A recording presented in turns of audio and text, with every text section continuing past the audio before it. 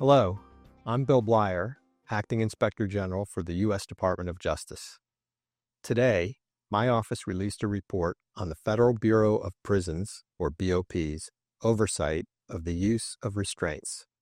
This report followed a July 1st memorandum in which we alerted the BOP of concerns the Office of the Inspector General, OIG, has with BOP's policies pertaining to the use of restraints.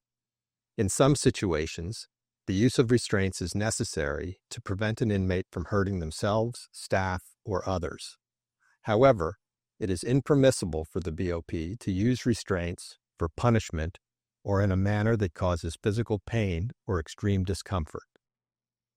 There are various types of restraints that can be used in an institution, but our prior memorandum and this report focus mainly on the use of 4-point restraints in which an individual is restrained at both wrists and ankles and secured to a bed or chair.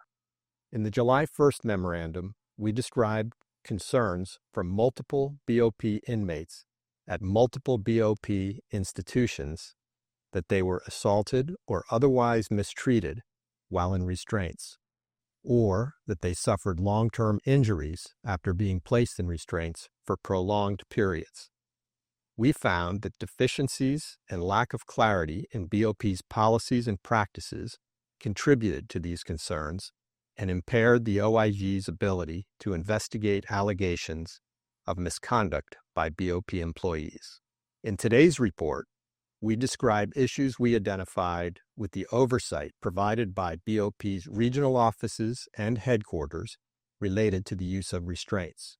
In addition, we identified inaccuracies in the BOP's data about the length of time inmates were kept in restraints and the types of restraints that were used. Further, we found that the BOP did not have standard procedures for conducting reviews of incidents involving the use of force and application of restraints, including a time frame for when the regional office review should be completed.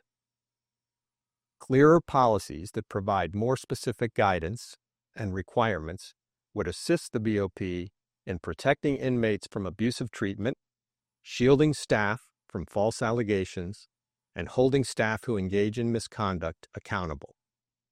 In addition, effective oversight by the BOP is of utmost importance to ensure that the BOP is identifying and promptly addressing systemic issues.